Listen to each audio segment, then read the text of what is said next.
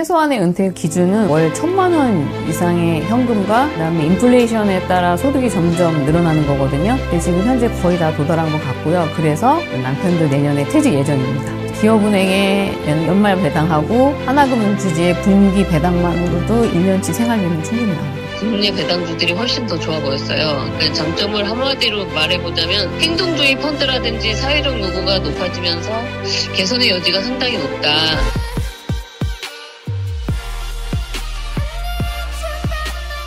흔히 배당주 투자는 지루하고 큰 수익을 기대할 수 없다 라고 생각할 수 있습니다. 소액으로 단기에 큰 수익을 거두는 것이 어렵죠. 하지만 주식 투자로 큰 돈을 벌었을 때 또는 주식 투자로 단기 수익이 발생했을 때 우리는 그 돈을 인출하여 안전 현금 흐름을 만들어 둘 필요도 있습니다. 건강한 멘탈은 안정적 수입에서 나올 수 있기 때문입니다. 그리고 그렇게 생각한다면 배당주의 매력은 확실하다고 볼 수 있을 것입니다. 오늘 영상은 배당 투자 나는 50에 은퇴했다의 저자 정용준님의 이야기입니다. 정용준님은 스스로를 평범한 개인 투자자라 칭하며 지극히 평범한 사람들도 경제적 자유를 달성할 수 있다라고 하면서 그 방법을 이 책에 명쾌하게 담아내고 있습니다. 24년 다닌 철밥통 공기업을 마음 놓고 탈출한 저자. 그녀는 미국 배당주보다 국내 배당주의 매력을 설파하고 있는데요. 평생 월 1,000만 원이라는 키워딩이 매력적으로 다가오기도 합니다. 오늘 영상은 정용준님의 배당 투자 이야기를 기본으로 하여 숙향님의 배당 투자 원칙, 엑셀 파일을 활용한 적정주가 자동 계산 등을 설명하고 있습니다.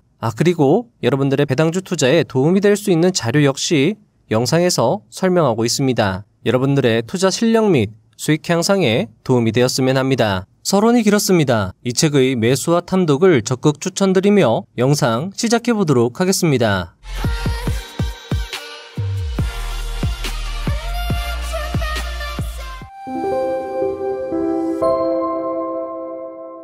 1. 계산해보니 배당금만으로 살 수 있겠는걸? 1999년 26살에 생애 첫 취직을 했다. 진짜 어른이 된 기분이었다. 첫 월급 54만원, 다음 해부터 80만원 정도 받았다. 하지만 월급은 턱없이 부족했다. 월세 15만원, 관리비, 통신비, 기본 생활비 50만원. 나름 공기업에 취직했는데 월급은 생활비로 빠듯했다. 하지만 나름 저축도 하고 투자도 하며 열심히 살았다. 신입사원이 그렇듯 시키지 않은 일도 나서서 하고 회사를 위해 뭐든 열심히 하는 게 최선이라 생각했다. 하지만 계속되는 야근, 휴일에도 출근, 사내 정치, 근무 평정. 어느 순간 회사는 즐겁지 못한 곳이 되었다. 마치 나고자가 된 기분이었다. 이런 생활 중에도 투자하며 돈을 조금씩 불려나갔다.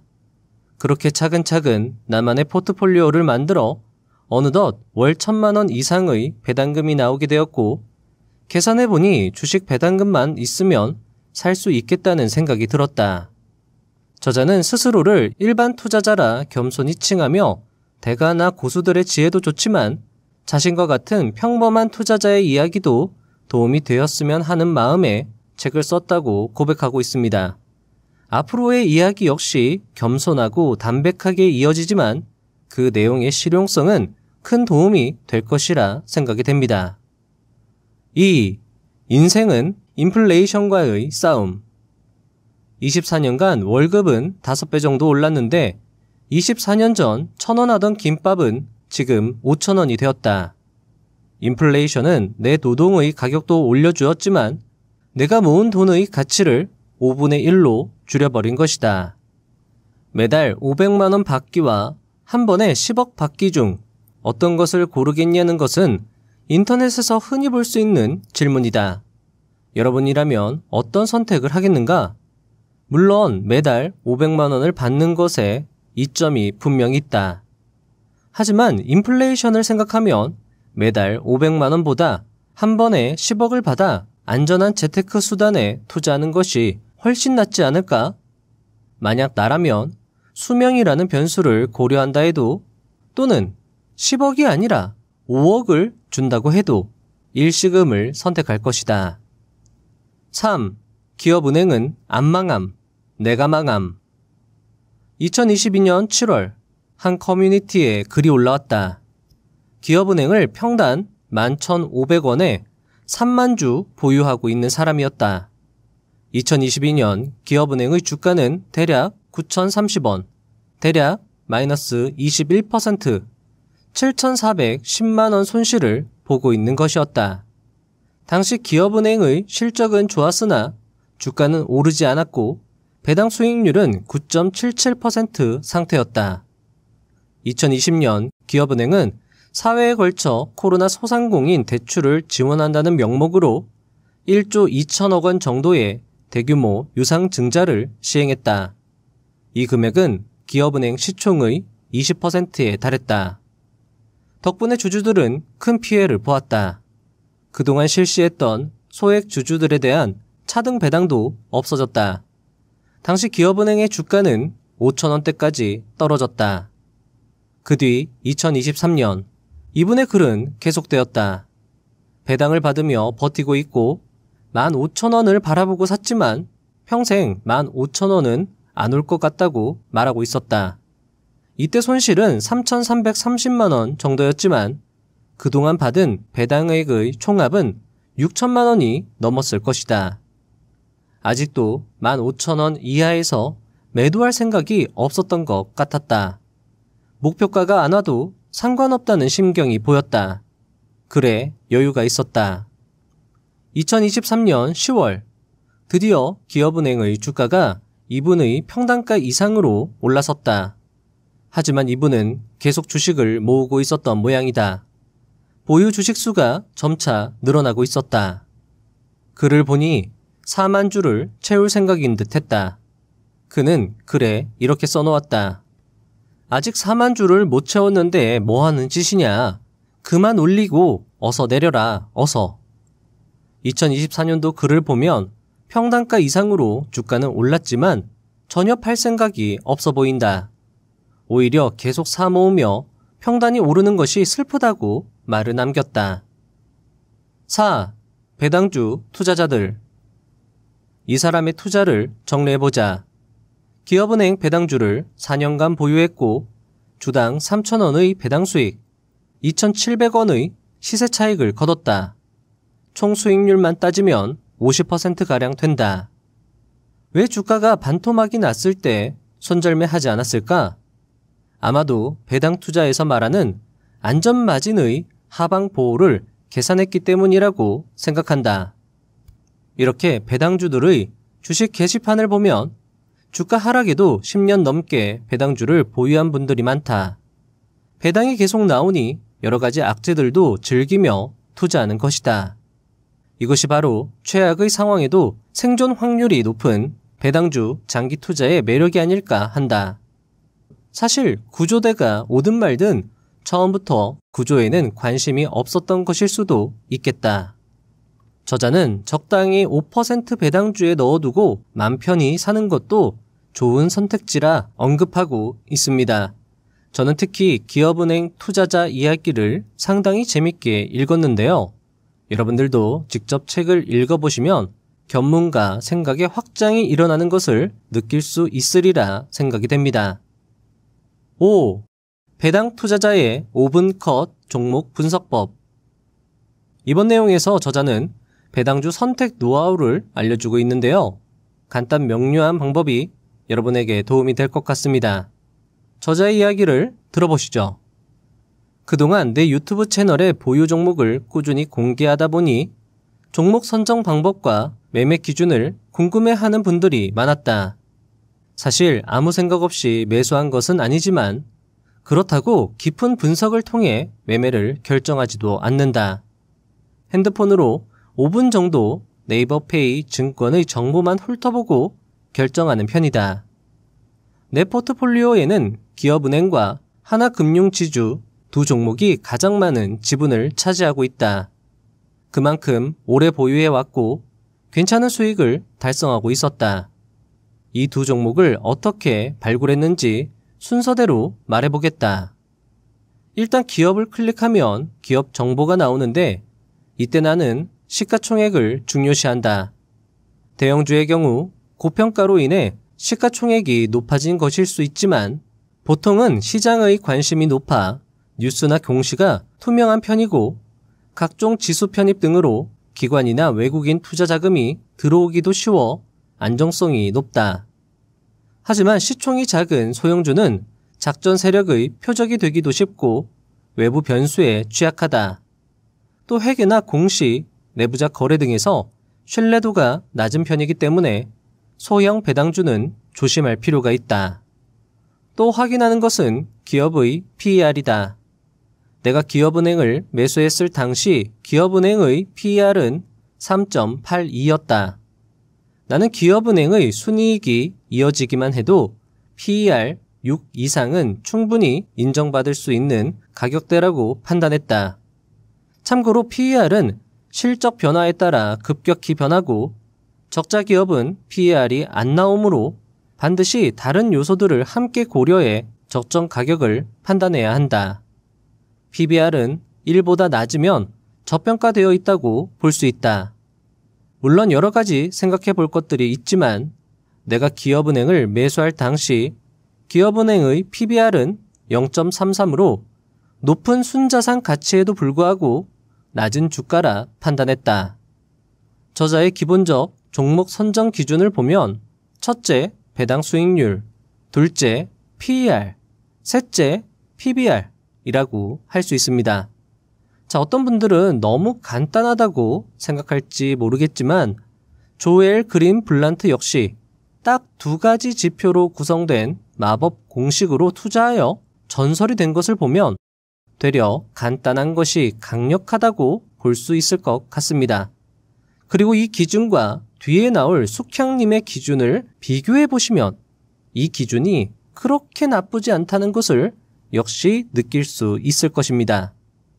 그리고 이 자료는 네이버 페이의 배당주 500개의 자료를 제가 엑셀화 시켜놓은 것인데요. 해당 자료에는 제가 PER 5 이하인 종목 그리고 PBR은 1 이하인 종목에 노란색 표시를 해두었습니다. 여러분들의 투자에 도움이 되었으면 합니다. 제가 왜 10 이하가 아니라 5 이하로 두었냐 하면은요. 예전에 최준철님 책을 봐도 PER 10보다는 5 이하가 그래도 좀 저평가되어 있다라고 볼 수 있겠다라고 언급한 부분이 있었기 때문에 제가 5 이하, 10 이하가 아니라 5 이하인 종목에 노란색 표시를 해두었으니까요. 자료를 참고해 주시면 좋을 것 같고요. 자, 해당 자료 링크는 고정 댓글란에 남겨두도록 하겠습니다. 자, 그리고 해당 자료는요, 2022년도에 만들어 놨는데 아직까지 쓰고 있는 부자 회사원 매뉴얼입니다. 투자 대가들의 종목 선정 기준 등을 참고해서 기업 분석과 적정 주가 계산이 편하게 자동으로 계산될 수 있도록 만들어 둔 건데 이건 역시 고정 댓글란에 링크를 드릴 테니까 참고해 주시면 좋을 것 같습니다. 사용법은 영상 맨 뒤에서 별도로 설명을 드리도록 하겠습니다. 6. 이런 배당주는 살짝 조심하자. 배당주를 고를 때 주의할 점이 있다. 우선 실적이 오르고 있어도 주당 배당금이 증액되지 않는 종목이다. 예를 들어 인천도시가스는 주당 순이익과 무관하게 2014년도부터 지금까지 1,250원의 배당금을 지급해 오고 있다. 그런 이유로 시장에서 외면받아서 현재 주가도 2013년과 크게 다르지 않고 거래량도 많지 않다. 오랜 기간 시세 차익도 없이 매년 4%대의 배당 수익률을 보여주는 이런 종목은 좋은 배당주라고 보기 어렵다. 개인적으로 이런 종목들은 예금과 같은 투자로 분류한다. 다음으로 주당 순이익 대부분을 배당으로 지급하는 경우도 고려해 봐야 한다.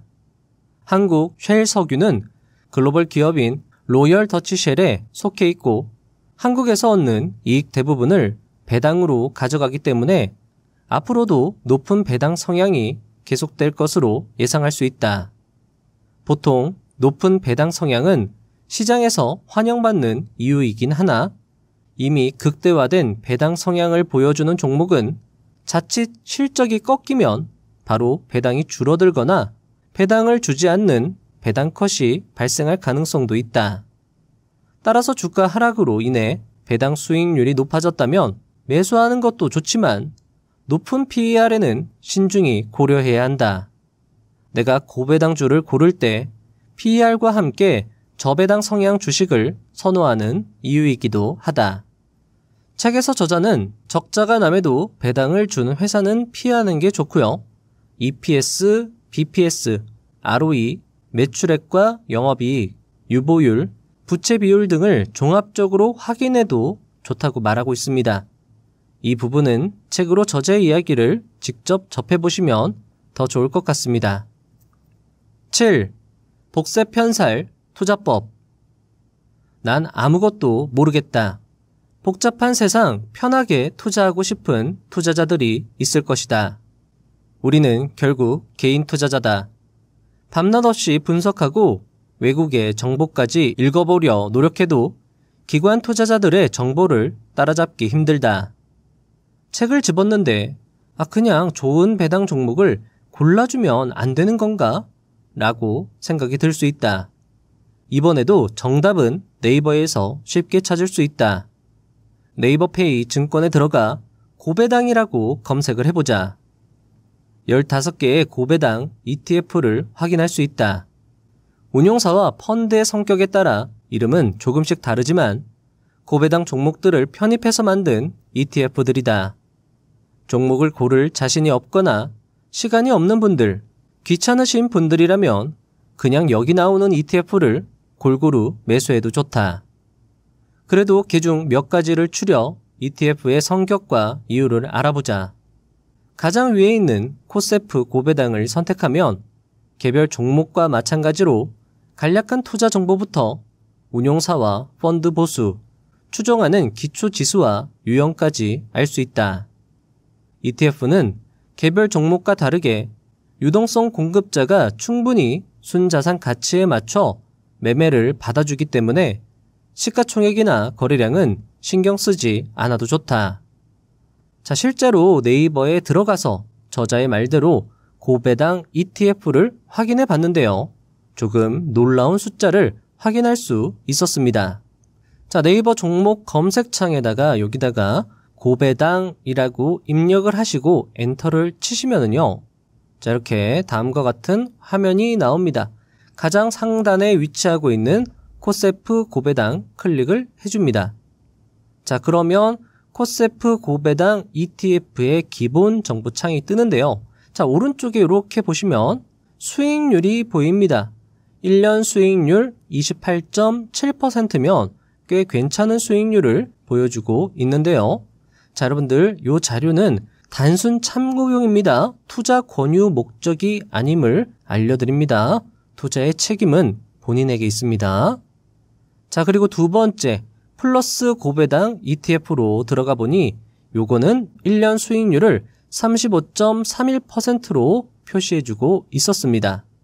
자, 그리고 ETF 분석으로 들어가시면 각 ETF가 어떤 종목으로 구성되어 있는지도 확인할 수 있는데요.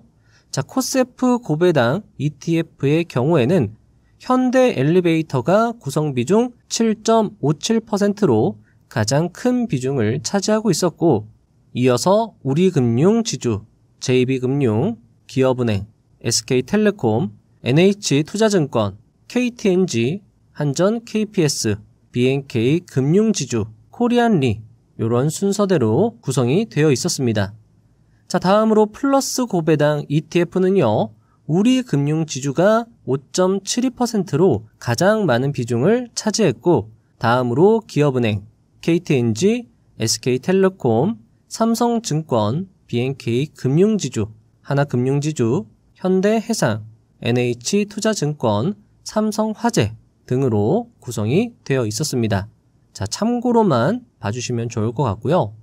자, 여러분들도 네이버 페이에서 각 ETF를 검색을 해보시면 어떤 종목으로 ETF들이 구성이 되어 있는지 확인을 하실 수 있고, 그렇게 하면서 종목을 선정해 보시고 분석해 보시면 재미도 있고 도움이 될 것이라 생각이 됩니다.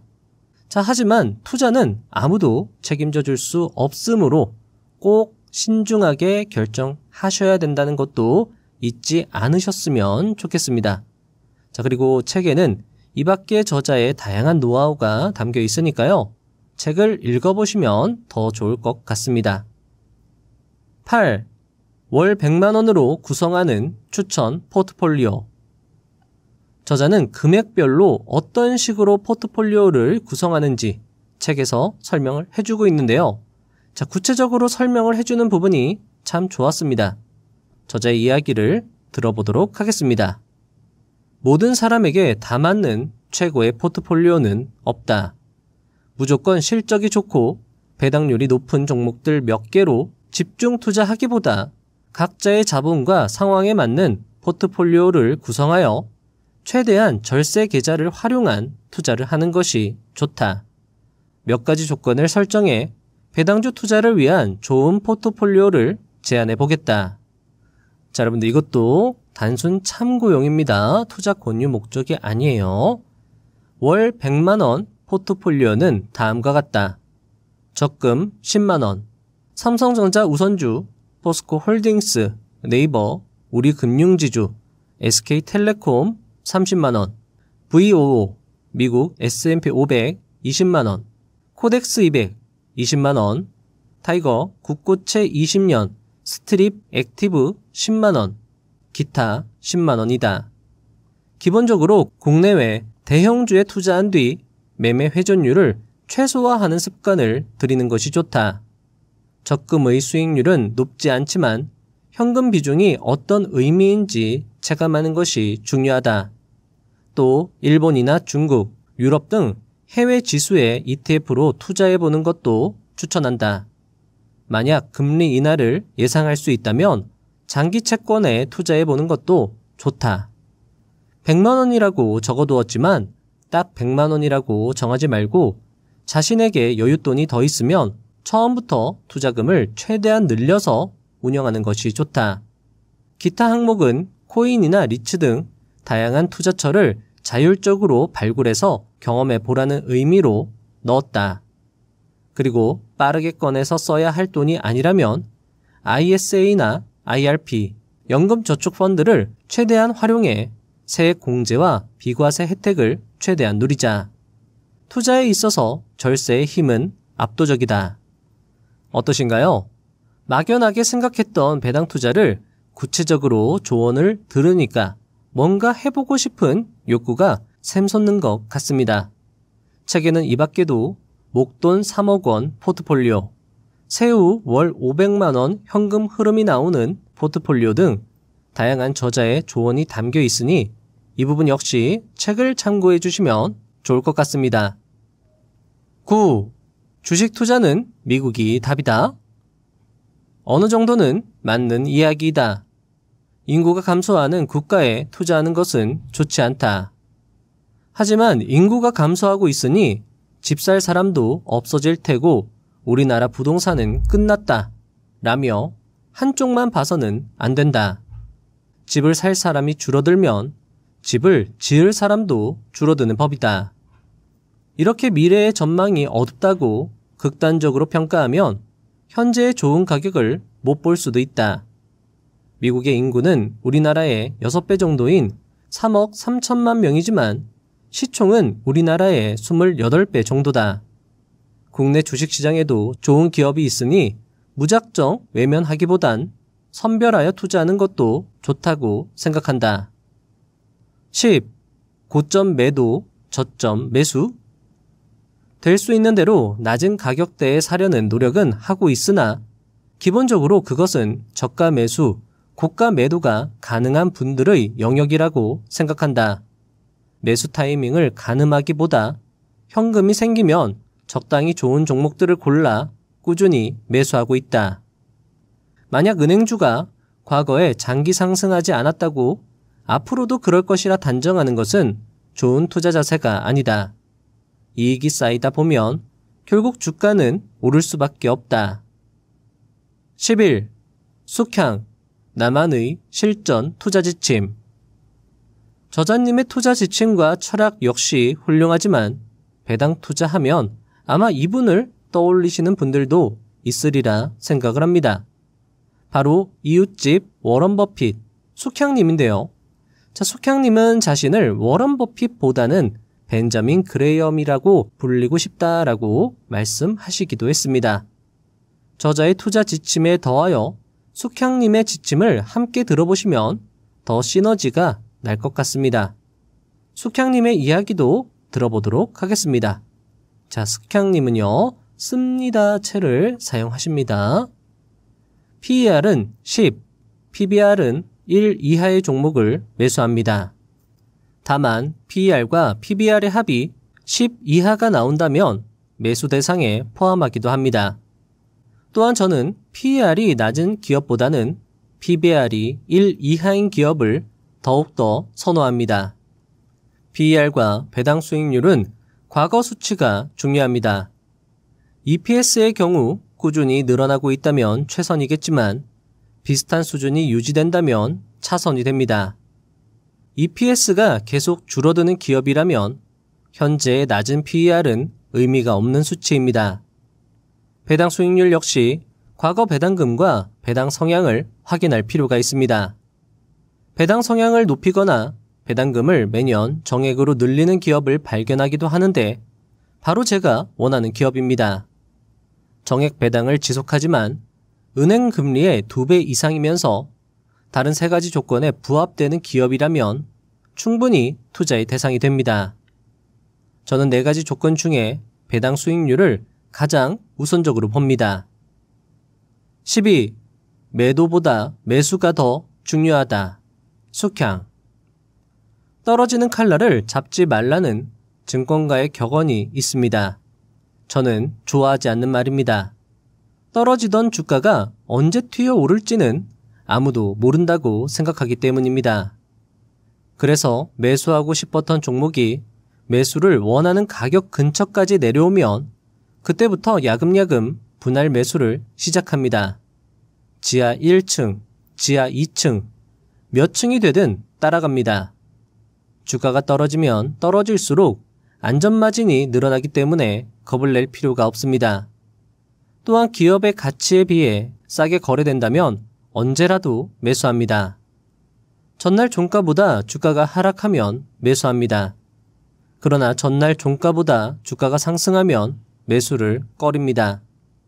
위 2가지 상황이 제가 선호하는 매수 시점입니다. 주가가 계속 하락하는 경우 지나칠 정도로 분할 매수하게 되는데 현금이 바닥날 때까지 매수하고 현금이 떨어지면 그냥 지켜봅니다. 돈을 빌려서 투자하지는 않습니다. 저의 사전에 신용 매수라는 단어는 없기 때문입니다. 보유 종목 중에서 갑자기 상승하는 종목이 있습니다.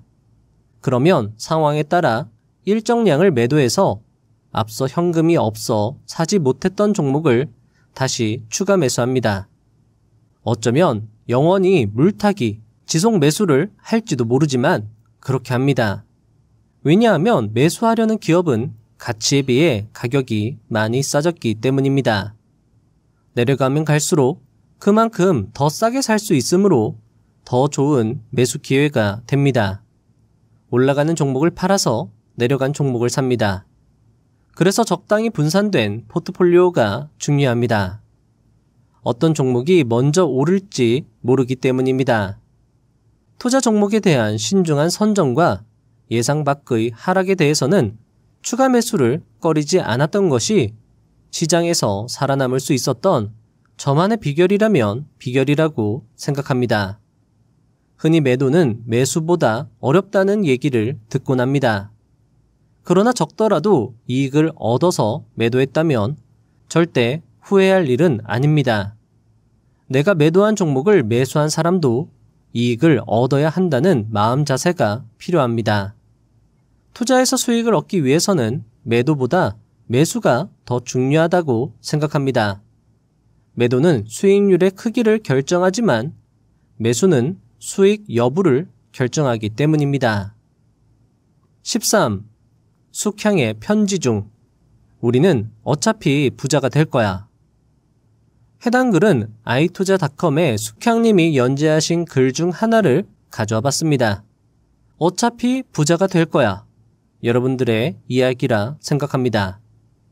얼마 전 편지에서 버핏이 그레이엄 회사에 구직 신청을 했다가 거절당한 후 끊임없이 노크한 결과 2년 후 그레이엄의 부름을 받았다는 얘기를 들려드렸는데요. 입사한 버핏은 밤낮을 가리지 않고 기업 분석에 몰두했던 모양입니다. 그러던 어느 날 그레이엄은 버핏을 위해 미리 등록해둔 댄스 학원으로 버핏을 데려갑니다. 그리고 걱정하던 버핏에게 이렇게 이야기합니다. 우리는 어차피 부자가 될 거야. 이 말은 학원을 가는 길에서 그레이엄이 버핏에게 했다고 전해지는 말입니다. 대단한 부자가 될 욕심을 가졌다면 모를까? 은퇴 후에 돈 걱정 없이 생활하는 정도의 부자는 누구에게나 가능한 일입니다. 그레이엄이 우리 투자자들을 위해 벌써 그 길을 훤히 열어두었거든요. 가치에 비해 싼 주식을 사서 보유하고 그 주식에서 나온 배당금으로 또 주식을 사는 일을 반복하다 보면 우리는 부자가 될 수밖에 없습니다. 14. 많이 읽어라. 독서는 남는 투자다. 투자자는 결국에는 자신의 경험을 바탕으로 스스로 일어서야 합니다. 투자를 잘하기 위해서는 스스로의 실력밖에 믿을 게 없기 때문입니다. 그러기 위해서는 많은 노력이 뒤따라야 합니다. 누구나 투자를 해나가다 보면 경험은 자연스레 쌓이게 됩니다. 중요한 것은 여기서 한 걸음 더 나아가야 한다는 겁니다. 보다 높은 수익을 추구하기 위해서는 많은 경험과 이를 보완할 공부 배움이 필요합니다. 저는 대가들의 지식과 경험을 배울 수 있는 독서가 실력을 늘리기 위한 최선의 방법이라고 생각합니다. 투자의 대가들은 책을 통해 자신의 투자 활동 경험, 성공과 실패를 보여주고 그런 경험을 통해 얻은 것을 독자에게 고스란히 전하고 있습니다.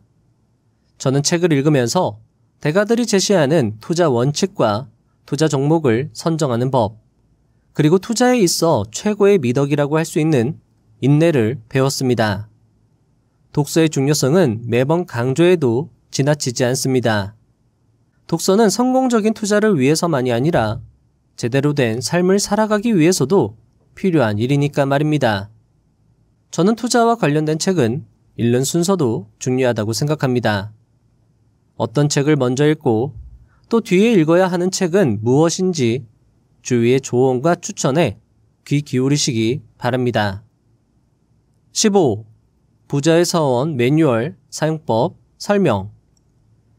자, 요 파일을요, 여러분들이 설명하시는 방법을 말씀드려 보도록 하겠습니다. 자, 원활한 설명을 위해서 마이크의 위치를 잠깐 바꾸겠습니다.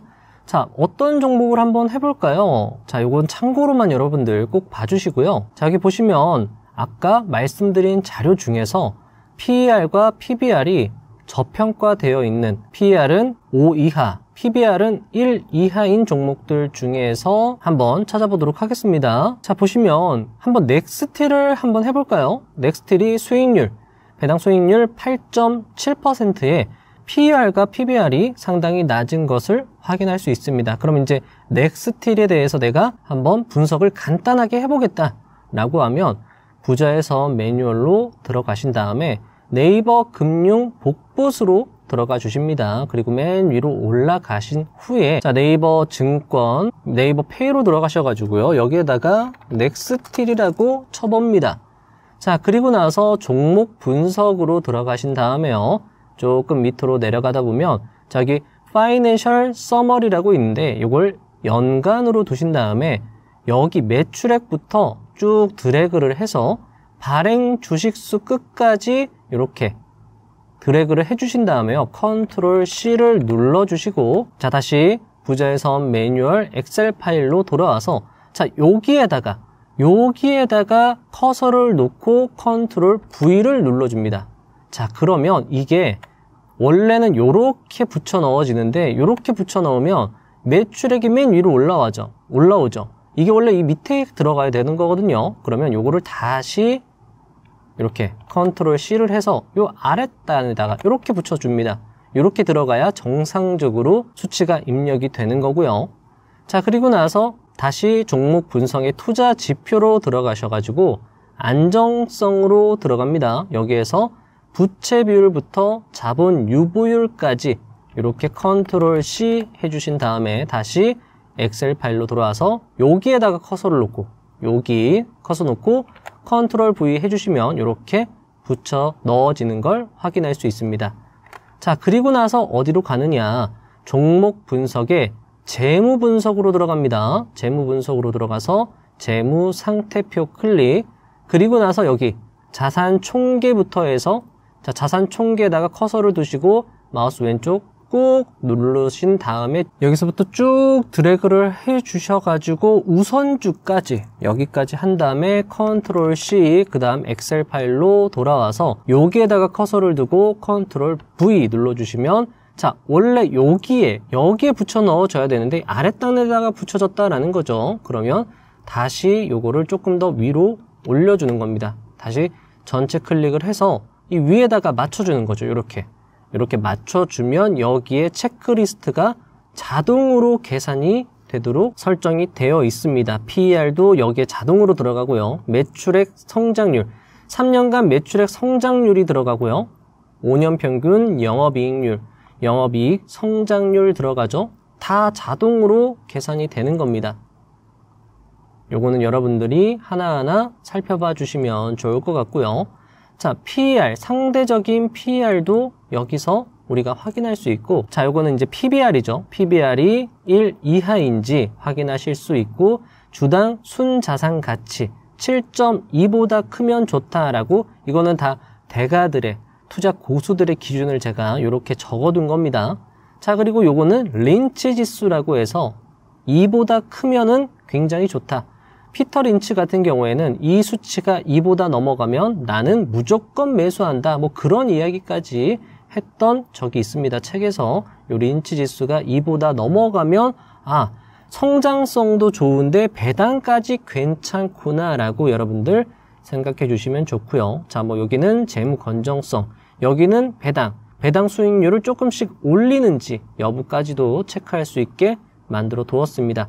현금 흐름은 좋은지, 기업의 역량은 우수한지, 보통 기업의 역량이다라고 하면 매출 총이익률과 5년 평균 ROE를 가지고 확인하는데, 워렌 버핏 같은 경우에는 매출 총이익률이 40% 이상, 5년 평균 ROE가 15%는 넘어가야지 아, 이 회사가 뭔가 경제적인 혜자가 있구나, 뭔가 이 회사만의 기술력이 있구나라고 판단을 했다라고 합니다. 그것을 제가 엑셀 파일에다가 다 녹여 놓은 것이죠. 자, 그리고 나서 아마 여러분들이 가장 도움을 많이 받으실 수 있는 게 적정 주가를 계산하는 겁니다. 특히나 제가 여기다가 벤저민 그레이엄이 무조건 나는 매수한다라는 가격, 그리고 벤자민 그레이엄이 요 정도 가격이면 괜찮다라고 하는 가격, 이렇게 계산이 될 수 있게 해뒀고요. 자, 보시면 적정 주가를 구하는 방법이 상당히 다양합니다. 하나, 둘, 셋, 넷, 5가지 인터넷에 돌아다니는 적정 주가 계산하는 방법을 제가 다 여기에다가 녹여놨고요. 자, 숙향님이 적정 주가 계산하는 방법 역시나 여기에다가 담아 두었습니다. 요것을 참고로 해서 만약에 어떤 종목이 벤저민 그레이엄의 적정 주가 또는 무조건 매입가까지 도달했다라고 하면 아, 이 회사 굉장히 지금 현재 저평가되어 있구나. 그러면서도 배당을 잘 주고, 그러면서도 성장성이 있고, 그러면서도 현금 흐름이 좋고 재무 건전성이 우수하다. 그리고 배당 수익률을 조금씩 높인다라고 하면 그런 종목들은 좋은 투자 대상이 될 수 있다라고 여러분들이 판단해 보시면서, 자, 이것도 여러분들 사용해 보시면서 완전히 여러분들 것으로 만들어 가시고, 여기 뒤에 네이버 금융 복붙에 다 수식이 있기 때문에 이것도 여러분들이 참고를 하시면서 입맛 따라 변경을 하시는 것도 좋은 전략이 될 수 있을 거라 생각을 합니다. 자, 이 자료는 고정 댓글란에 다운로드 링크를 남겨두도록 하겠습니다. 마치며 아쉽게도 시간 관계상 여기서 영상을 마무리해야 할 것 같습니다. 책에는 장기 투자에 대한 저자의 이야기, 배당주와 비교할 만한 고수익률 상품들, 우선주 투자 이야기, 저자 추천 금액, 상황별 포트폴리오 구성, 리밸런싱과 매매 전략, ISP, IRP 등을 활용한 절세 전략 등 투자에 도움이 되는 내용들이 가득했습니다. 책을 읽어보시면 좋을 것 같습니다. 백종원님은 한 방송에서 이렇게 말했습니다. 다 내려놓고 사장님들 무릎 꿇고 내가 사장님들 자 정말 내가 아시겠지만 방법이 없다. 이 식당 하나 남았는데 이거 정리하면 얼마고 다 나눠 가지면 방법이 없다. 만약에 혹시라도 나한테 기회를 준다면 요거로 내가 일어날게. 시간을 좀 주면은 내가 어떻게 일어나면 기회를 주겠냐. 제일 힘든 것만 하면 이게 내가 맞을까? 내가 하고 있는 게 맞을까? 이게 제일 불안한 거예요. 저는 그때 그게 제일 불안했어요. 그래? 응원을 할 것 같아, 응원. 야, 걱정하지 마. 시행착오 계속 해봐. 이렇게. 열심히 하면 되더라. 너 결과는 좋아. 응원은 할 것 같아. 왜냐면 너무 힘들어요, 외롭고. 아마 백종원님이 과거에 17억 원의 빚을 질 정도로 어려웠다는 것을 잘 알고 계실 것입니다. 하지만 지금의 그는 누가 봐도 부러워할 정도의 자산과 멋진 생활을 누리고 있습니다. 누군가 멋진 인생을 살고 있다면 그 역시 과거에는 정말 고생을 많이 했겠구나. 만약 내가 지금 정말 힘들고 고단하고 어렵더라도 결국 열심히 하면 성공할 수 있지 않을까? 백종원님의 말처럼 미래의 내가 지금의 나에게 넌 잘 될 거야. 그렇게 열심히 하면 넌 성공할 수 있으니까 포기하지 마. 라고 말해주면 좋을 것 같고, 지금의 내가 미래의 나에게 그래, 널 위해서 내가 좀 더 버티고 힘내볼게 라고 말해주면 좋을 것 같습니다. 필즈상을 수상한 허준희 교수님의 말처럼 스스로에게 친절하게 대해주시고 끝없는 용기와 격려, 위로와 공감을 스스로에게 해주시면 좋을 것 같습니다. 여러분들은 분명 잘 되실 것입니다. 개인차는 분명 있겠지만 포기하지 않는다면 언제 그랬냐는 듯 삶이 완전히 바뀔 것입니다. 당연히 그 과정은 백종원님의 말처럼 힘들고 외로울 것입니다. 하지만 그 길의 끝은 찬란할 것입니다. 부자의 선 채널은 그 위대한 과정 뒤에서 항상 여러분들을 응원하고 도움드리도록 최선을 다하겠습니다. 다음 영상도 알차게 준비해서 오겠습니다. 감사합니다. 부자가 되는 지름길로 저와 함께 달려가시죠.